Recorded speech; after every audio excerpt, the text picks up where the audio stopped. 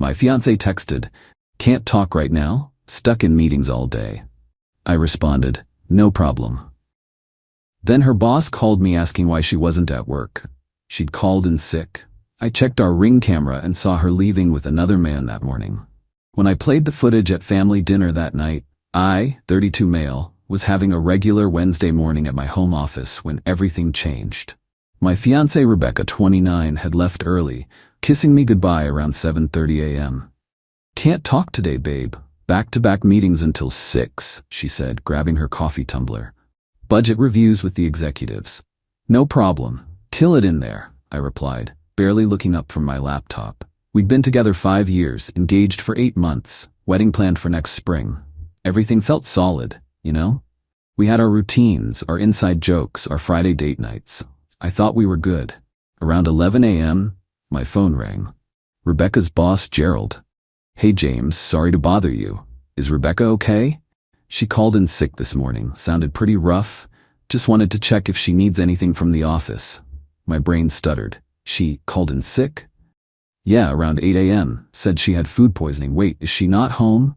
"No, she left for work this morning. Said she had meetings all day." Long pause. Gerald cleared his throat. "James, Rebecca doesn't have any meetings scheduled today. I'm looking at her calendar right now. It's completely clear." I'll figure this out. Thanks for calling, Gerald." "Sure. Hope everything's okay." Hung up. Sat there for a solid minute just staring at my phone. Then I opened the Ring app. We'd installed cameras after some package thefts in the neighborhood. Front door, back door, driveway. Scrolled back to 7:30 a.m. There she was, leaving like normal. Business casual, laptop bag, coffee. But then, 7:45 a.m. A black BMW pulled into our driveway. I didn't recognize the car. A man got out, tall, well-dressed, maybe mid-30s. Rebecca came back out of the house. She'd changed. Sundress, sandals, overnight bag. They kissed. Not a friendly peck, a real kiss. Then she got in his car and they drove away. I watched it 3 times, each time hoping I'd misunderstood something. Nope. Crystal clear, 1080p HD betrayal. Then I checked her location. We shared locations for safety. Her idea, actually. She was at the waterfront hotel downtown. The nice one with the spa. Texted her, "How are the meetings going?" Rebecca, brutal. CFO is grilling everyone about Q3 numbers. "Can't talk right now, but love you." Cool. Cool. I sat there for another 20 minutes, just processing. Then I made a decision. Tonight was Wednesday family dinner at her parents' house. Every week, rain or shine. Rebecca's mom, Patricia, insisted on it. "Family traditions keep us connected," she always said. Perfect. I downloaded the Ring footage to my phone, both angles. The kiss was particularly clear from the driveway camera. Then I went about my day, answered emails, took calls, acted normal. Rebecca texted twice more about her exhausting meetings. I responded normally. "Hang in there, babe. You got this." Oscar-worthy performance on my part. Around 4 p.m. I called Patricia. "James, how are you, sweetheart?" "Great, Patricia. Hey, quick question. Would it be okay if I brought my laptop tonight? Wanted to show everyone the vacation slideshow from Rebecca's birthday trip last month." "Oh, how wonderful. Yes, bring it. We can connect it to the TV." Perfect. See you at 7. At 5:30, Rebecca texted, "Finally done. Heading home to change, then we'll go to mom's. These heels are killing me, lol." I replied, "I'll drive tonight. You can relax." She came home at 6:15, looking remarkably refreshed for someone who'd been in brutal meetings all day. Hair perfect, makeup fresh, practically glowing. "Tough day at the office?" I asked, keeping my voice neutral. "Absolutely destroyed. I need wine and my mom's lasagna immediately." We drove to her parents' house in relative silence. She scrolled through her phone, occasionally showing me memes. I focused on the road and what was about to happen. Update 1. Dinner started normally. Rebecca's parents, her brother Thomas and his wife Kim, her sister Ashley. Patricia had made her famous lasagna. Everyone chatting, laughing. Rebecca telling some story about her nightmare of a day. And then the CFO asked for the reports in a completely different format. Like, "Tell me that before I spend 3 hours on it, right?" Everyone commiserating. Poor Rebecca, such a hard day at the office. After the main course, Patricia asked, "James, don't you have something to show us?" "Oh right, the vacation slideshow." I connected my laptop to their 65-inch TV. Rebecca smiled, probably expecting photos from her birthday trip to the wine country. So before the vacation photos, I said, standing up with the remote, I wanted to show you all something interesting from our security cameras today. Rebecca's smile faltered slightly. What? Did we have another package thief? Not exactly. I hit play. The room went dead silent as they watched Rebecca leave the house at 7:30, then return, then the BMW, then the kiss, then her getting in the car with her overnight bag. Patricia gasped. Thomas said, "What the hell?" Kim covered her mouth. Ashley just stared. Rebecca went white, like vampire white. "This was this morning," I said calmly. "The timestamp's right there, 7:45 a.m. "I can explain," Rebecca started. "Wait, there's more." I pulled up my phone. "Here's the interesting part. At 8 a.m., you called in sick to work. Food poisoning, according to Gerald. But then, I showed them her texts about being in meetings. And here's where you actually were. I showed the location history, the waterfront hotel, all day." Thomas stood up. "Becca, what the hell is this? It's not. You don't understand. Who is he?" Patricia's voice was ice cold. Rebecca started crying. "His name is Adrian. We met at a conference 3 months ago." 3 months. Ashley practically shrieked. "We're getting married in 5 months, I said, still weirdly calm. Or were.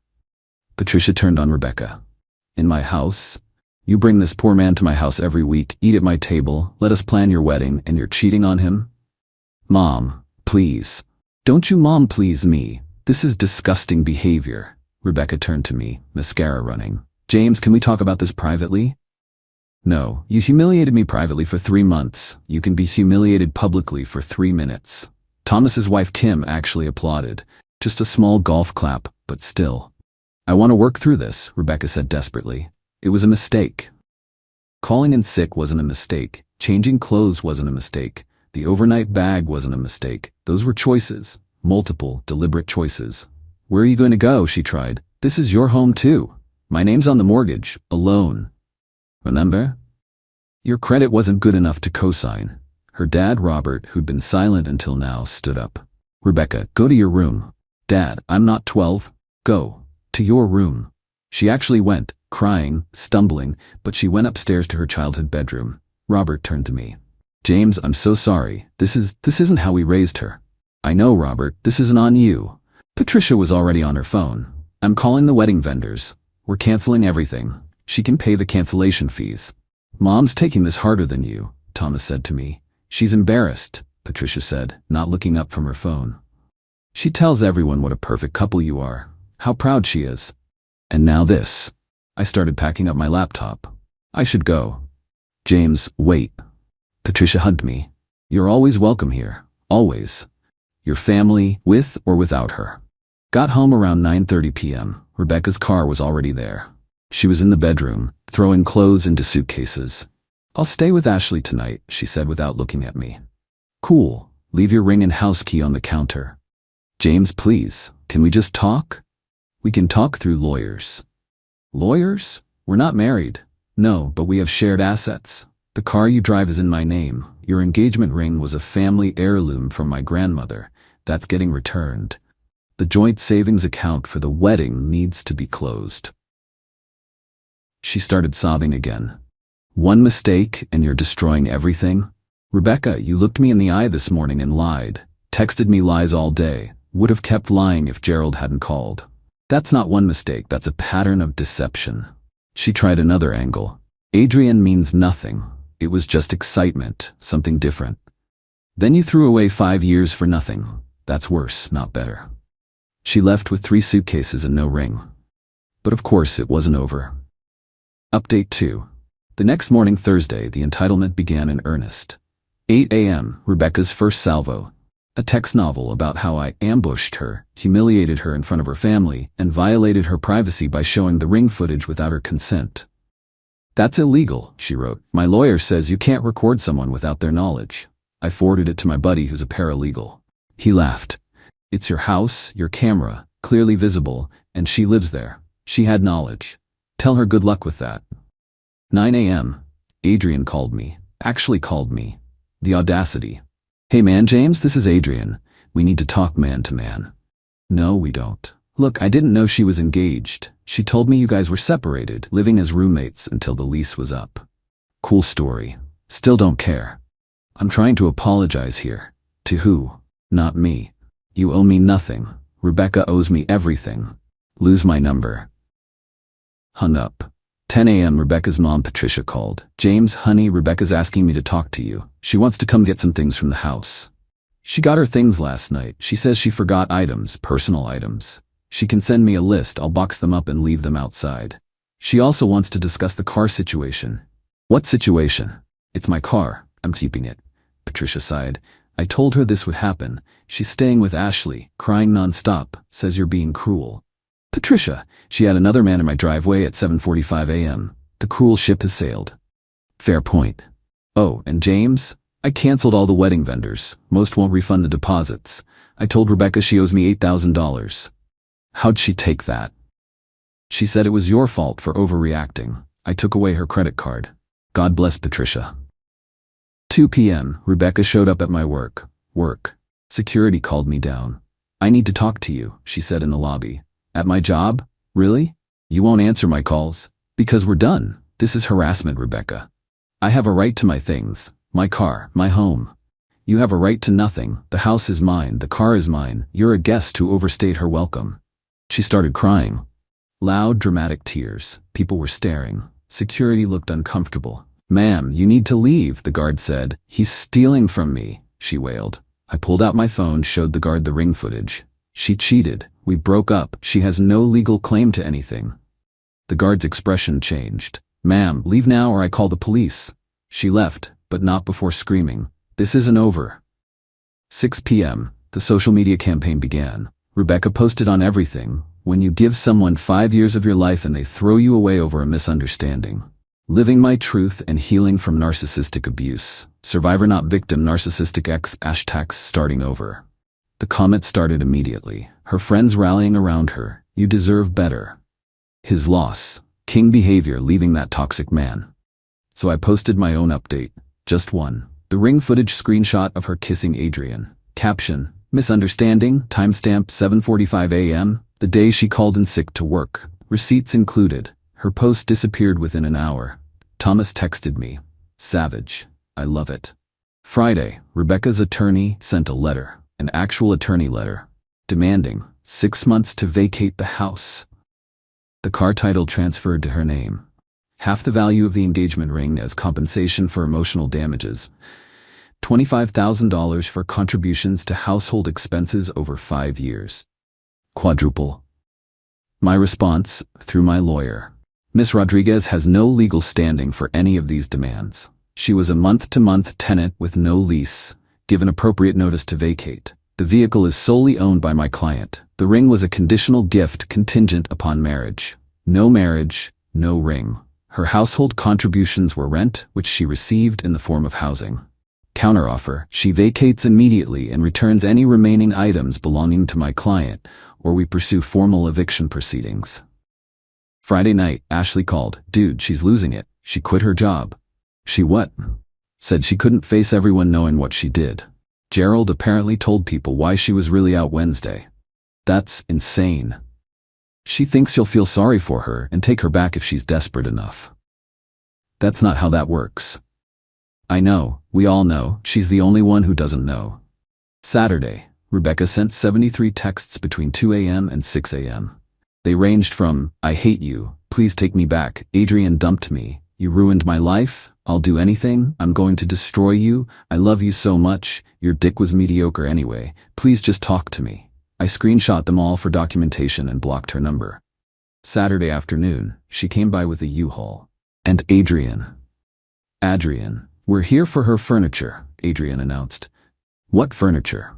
Her bedroom set, her desk, I pulled up receipts on my phone. The bedroom set I bought from Pottery Barn? Here's the receipt. The desk I bought from West Elm? Here's that receipt. The couch? IKEA, my credit card. Rebecca was silent, not making eye contact. She has clothes here, personal items. That's it, I said. This is bullshit. Adrian started forward. Step on my property and I call the cops, your choice. They left with nothing. Sunday, family dinner at Patricia's. She invited me, not Rebecca. She's banned until further notice, Patricia said. I'm too disgusted to look at her. Robert poured me a scotch. How are you holding up? Honestly, Better than expected. It hurts, but the anger is drowning out the hurt. She's saying you're keeping her prisoner, not letting her get her things, Thomas said. I pulled out my phone, showed them the receipts. She doesn't own anything in that house except clothes and toiletries. She really thought she owned all that? Kim asked. She thought a lot of things that weren't true, like that I'd forgive her. Patricia raised her wine glass. To James, for having the spine my daughter apparently lacks. We toasted. Weird, but cathartic. Update final. It's been 6 weeks since the Wednesday reveal. Time for the final update on this disaster. Week 2 after D-Day. Rebecca went nuclear on the legal front. Her attorney filed some injunction claiming I was illegally evicting her and converting her property. The hearing was a joke. Judge looked at the documentation. Lease in my name only, receipts for all furniture, proof she'd already removed her belongings. Miss Rodriguez, what exactly are you claiming ownership of? I contributed to the household. I decorated. I made it a home. Did you purchase any of the items in question? No, but then you have no claim. Petition denied. Her attorney actually looked embarrassed. But the best part? Adrian was there. Apparently, they were working things out. The judge asked who he was. My emotional support, Rebecca said. Thomas, who came for moral support for me, actually snorted. Outside the courthouse, Adrian approached me. Bro, can you just give her the car? I'm tired of driving her around. Bro, can you just buy her a car? Oh wait, you can't, because you're unemployed too, right? Yeah. Turns out Adrian was between jobs and living with his parents.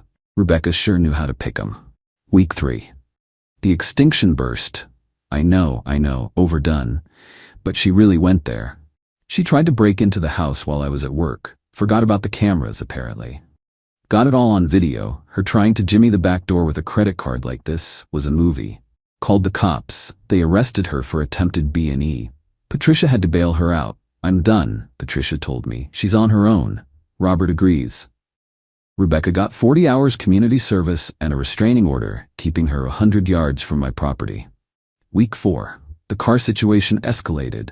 She actually had Adrian borrow the car. How? She still had a spare key I didn't know about. Reported it stolen. Cops found it within 2 hours at Adrian's parents' house. Both got arrested. Grand theft auto is no joke. Adrian's parents bailed him out, but told Rebecca she was no longer welcome. Adrian dumped her that night via text. She forwarded it to me from her sister's phone. This is too much drama. You said you had money in a place, you're broke and crazy, we're done. I didn't respond, but I did laugh. Week 5. Rock bottom. Rebecca lost her court case for the car theft, pled down to misdemeanor unauthorized use. More community service, bigger fine. Ashley called, she's moving back home. Mom and dad's condition, she gets therapy and a job or she's homeless. How's that going? She starts at Starbucks next week. And therapy twice a week. The engagement ring drama was settled. Legally, it returned to me as a conditional gift. My grandmother was thrilled to have it back. Next time pick better, she said. The wedding vendor situation imploded. Patricia sued Rebecca in small claims for the $8,000 in lost deposits. Won easily. Rebecca now owes her mother $8,000 she doesn't have. The house feels different now. I redecorated, painted, bought new furniture. My buddy Trevor moved into the spare room, helps with the mortgage, and he's way less drama than Rebecca. Week 6 now. Got a letter from Rebecca, an actual handwritten letter. It was 8 pages of delusion. Highlights include, Adrian manipulated me, no accountability. You overreacted, gaslighting. We could have worked through it, absolutely not. I'll always love you, sure. You'll never find someone who loves you like I did. But the kicker, the last line, I forgive you for everything you've done to me. She forgives me. I framed it, hanging in my garage. Trevor thinks it's hilarious. Patricia texted yesterday. Rebecca asked if you'd consider couples counseling. Is she high? Just desperate. I told her to focus on keeping her job and paying me back. How's that going? She's already been written up twice for calling out sick. Some things never change.